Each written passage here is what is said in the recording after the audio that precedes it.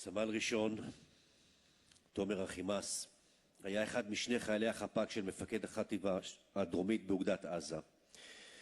הם זינקו עמו מיד לקרבות הבלימה מול מחבלי חמאס בבוקר 7 באוקטובר. הם נלחמו והגנו על תושבי נירים, נפלו יחד וגופותיהם נחטפו לעזה. תומר, בן היישוב להבים, בן 20 בנופלו, הותיר זוג הורים. משה וענת וארבעה אחים, מאיה, גיל, אייל, אחיו התאום, אמיר, ואת בת זוגו, שיילי.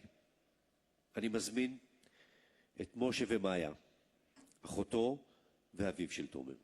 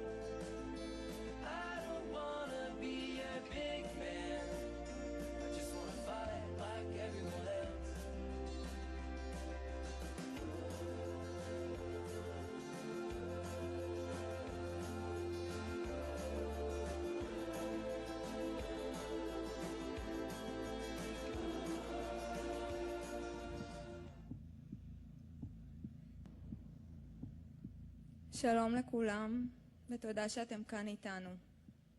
אני מאיה, אחות של תומר, זכרונו לברכה, וזה משה, אבא שלי, ואבא של תומר.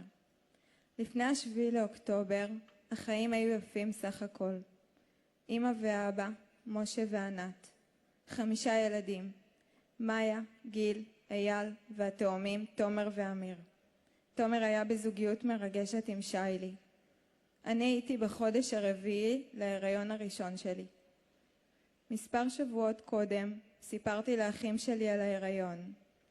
תומר כל כך התרגש שעומד להיות לו אחיין ראשון, שאותו הטיע לי. לצערי לא זכה להכיר. תומר גדל ביישוב להבים, היה ילד חייכן, אהוב, עקשן וכובש. תומר ואמיר, התאומים, היו בלתי נפרדים. היו להם חברים משותפים וכמעט את אותם תחומי העניין. טניס, צופים, UFC. תומר אהב מאוד כדורגל, סוני ומשחקים של מכבי חיפה. אהב מאוד מוזיקה, מסיבות וחי את הרגע. הפעם הראשונה בה תומר ואמיר נפרדו לדרכים שונות הייתה עם הגיוס לצה"ל. כל אחד התגייס להיות לוחם בחיל שונה.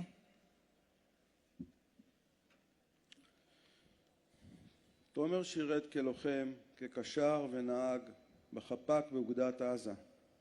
ב7/10 תומר סגר שבת בבסיס רעים. בשעה 6:29 בבוקר הוקפץ תומר יחד עם צוות החפ"ק שכלל את המפקד, את תומר כקשר והנהג סמל קיריל ברודסקי. ב6:30 הם כבר היו על הדוד, בדרכם לאזור קיבוץ נירים, בעקבות התראה על נגיעה בגדר עם חשש לחדירה. בדרכם לקיבוץ הייתה להם התקלות ראשונה עם מחבלים. הם השיבו אש, וכשהבינו שמקור הירי הוא מתוך הקיבוץ עצמו, עלו חזרה לדוד, קיבלו החלטה להיכנס לקיבוץ ולחתור למגע. הם נכנסו דרך השער של הקיבוץ ונסעו לחלק המערבי שלו, שפונה לח'אן יונס, בו שרצו המחבלים באזור מגרש הכדורגל. הם נתקלים במחבלי הנוח'בה, פורקים מהג'יפ ומנהלים קרב הירואי, פנים אל פנים של 3 גיבורים מול עשרות רבות של מחבלים חמושים. במהלך הקרב המפקד הנערץ נפגע ראשון. תומר וקירל ממשיכים לנהל קרב תוך כדי ניסיון להזעיק עזרה בקשר וטיפול במפקדם האהוב. בזירה נמצא חטא עין שיועד להנחה על גופו של מפקדם, ועליו כתובה השעה 6:54 בכתב ידו של תומר. ב8/10 בלילה הייתה הדפיקה הראשונה בדלת. שם חרב עלינו עולמנו. הודיעו לנו כי תומר חטוף ומוחזק על ידי ארגון טרור בעזה, ולא יודעים את מצבו. לאחר 52 ימים נוראים של פחד, ציוטים, דאגה, אך גם תקווה שתומר שרד את הקרב ונשאר בחיים, הגיעה הדפיקה השנייה בדלת. שם חרב עולמנו בשנית. נאמר לנו שתומר חלל חטוף, והוא רק בן 20 ונופלו. 3 הגיבורים נפלו בקרב ונחטפו לרצועת עזה ומוחזקים שם עד רגע זה. אנחנו שומעים הרבה את המשפט, ב7/10 לא היה צבא. אולי הצבא כמערכת גדולה וחזקה כפי שאנחנו מכירים אותו לא היה שם, אבל המעטי מעט שכן היו שם נלחמו כגיבורים, חלקם מסרו את נפשם, חלקם נחטפו, ואסור לנו לשכוח את זה. לוחמי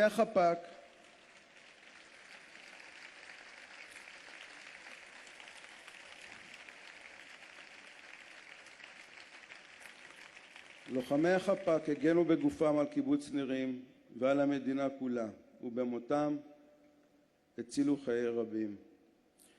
השנה נעמוד לראשונה כמשפחה שכולה בצפירה בבית העלמין לצד קברו של תומר. קברו של תומר ריק. את מקומו של תומר תופסת אדמת קיבוץ נירים הספוגה בדמו הקדוש. הסיטואציה הזו היא בלתי אפשרית עבורנו.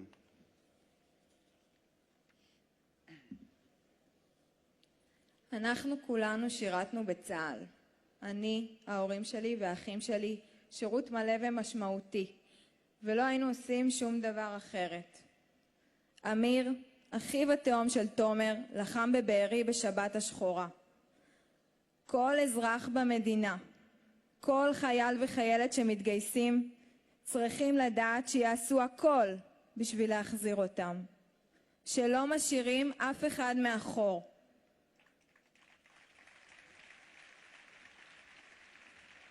וזו לא רק סיסמה. אזרחים, חיילים ולוחמים צריכים לדעת שיחזירו אותם, אם נפלו בשבי או נפלו חלל. אנחנו מצפים מהמדינה, הממשלה והעומד בראשה לעשות הכל, להילחם עליהם ועל כל החטופים, כפי שתומר וצוות החפ"ק נלחם. לא להפקיר אותם, ולהחזיר את כולם ואת כולן, את החיים ואת החללים כאחד.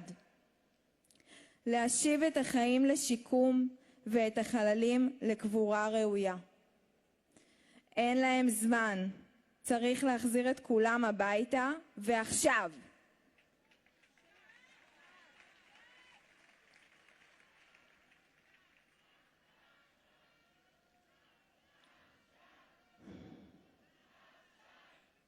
תומר שלנו, החוסר שלך כואב כל כך. אנחנו מתגעגעים ואוהבים לנצח, ונמשיך לפעול עד שתחזור לקבורה ראויה באדמת ישראל.